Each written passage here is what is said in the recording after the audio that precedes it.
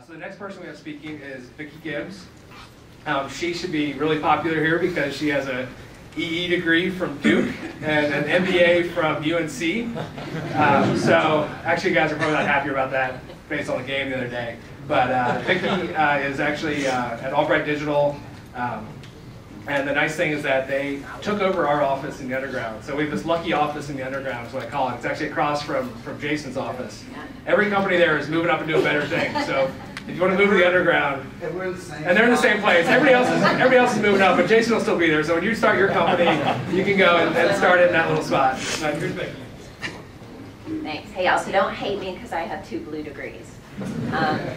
Couple things before I get started. One of the things that Dave wanted us to come talk to y'all about is how we as entrepreneurs got to where we are today. Because as y'all are about to embark upon the rest of your life and your career, it's not going to be linear, as Jason said. It's not like you're going to take one decision and then that's going to be it. You don't get to change. You get a lot of redos. You get a lot of second chances, especially if you structure things correctly. A couple things to keep in mind is that there's not any traditional career path, and do something you love. Unless you're doing something you're passionate about, you're not going to like your life every day, and you're just going to wake up in the morning, you're going to be like, I don't want to go to work. And that's not the way you want to be. All of y'all are smart. You wouldn't be here if you weren't, so do something you love. The second thing is like as you talk to the entrepreneurs, here and around, you'll notice that there's some similar character traits or personality traits in entrepreneurs. Jason hit on one as far as structuring your life so you can take risks. But I think one of the important things is that entrepreneurs are high risk, high reward kind of people. They're not afraid to sort of stick out, do something different, and you're not afraid to fail. Because if you're afraid to fail, you're never going to learn and you're never going to make progress. And so that's one of the things to keep in mind is sometimes you're going to make progress by making mistakes and by trying things. If you never try anything, you're not actually going to make that progress to actually get to the next big thing. So a little bit about my path, which, my dad worked for Georgia Power for 34 years, so he gave up trying to remember who I worked for a long time ago because I've just been with so many companies. So I started out after I graduated from Duke with a EE with Mitsubishi. I did ASIC design engineering for 5 years. And that was probably the longest sort of time that I spent with a single company. And I learned a couple things there that sort of led me to go to business school and want to do different things. One was that the first project that I worked on was a really cool project where we got, it was myself and my mentor, we took a 3-chipset design to 1, got a bunch of cool patents and stuff, which was great. And then at the end of that 2 years, Mitsubishi put that on the shelf. And I was like, why? We worked really hard on that. It's really awesome that they put it on the shelf. But no one could actually, I asked people in the company why that happened, and no one could really answer that because all of the management for sales and marketing was back in Japan, and there wasn't good communication. And so then the second project, there were some feature changes and things like that that are very frustrating, and no one can answer those questions.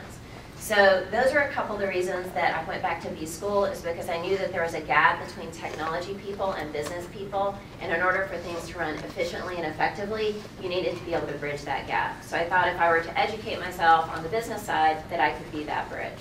So that was one of my goals. I also at some point wanted to own my own business. So I went back to B school at Carolina. I'm still pretty involved in the entrepreneurship program there. I do some coaching with Ted Zoller and some of the classes there, which has been a ton of fun. After I got out of B school, I went into high-tech startups on the software side. So B school enabled me to really change careers, get on the business side, and also go from hardware to software. I thought for a brief moment about going into something totally not tech, like consumer product goods, but then I looked at those industries and they just moved so slowly that that was going to drive me nuts. So I stayed in technology, and it was a great choice. So I ended up, my first big startup was, and big, I was number like 32, the 32nd employee at OpenSite Technologies. We grew to over 100 employees. We were sold to Siebel Systems for $500 million in the internet bubble, which was a ton of fun, great experience, learned a ton, started as a product manager there. I went from there to a company called Calendar Central. So right when the bubble bursted, we were looking for funding, and we ended up closing. So it's like I was earning my stripes really quickly as being involved with successes and failures. From there, I took and went into mobile and went with Pinpoint, that then became Motricity. And with that, went through a really tough time with financing where we were basically on bridge loans every 90 days. Everyone's working hard, everyone's in it together. We didn't have a dental plan, so they would like go buy gum and that was our dental plan. I mean, those types of things. So, but that's also the type of thing where you get really close to the people that you work with. You learn a lot from the people around you and all that kind of stuff. I've also been at companies like Art.com, which was another local startup that sold to their biggest competitor. And then I went back to Motricity and was involved with their media and entertainment group. So from there, Motricity actually merged with InfoSpace, and so a lot of the leadership ended up going out to Seattle. And so what used to be Motricity ended up kind of fizzling here. There's a few ex-Motricity people here who are laughing. But it was a wonderful experience. But after that, I actually went up and worked for one of my customers, which was MTV Network. And that was good for me to start. I'd done the high-tech startup thing, and then I went back into a very large media company. And it was interesting for me because I got to see I worked with a smaller group within the organization, but some of the frustrations as far as like working within a large organization that moves a lot slower. And so again, you learn what you like. Now I'm actually back. I came back to North Carolina with Capital Broadcasting and launched a company, All Right Digital, about 1.5 years ago. So we're a total of 5 people. We are selling into the auto dealer segment, which is by far the hardest segment I've ever sold into. But learning a lot and enjoying every minute of it. So again, love what I do every day.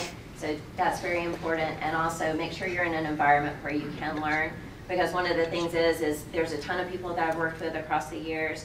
Keep in touch with them and always tap into them for advice. So thanks.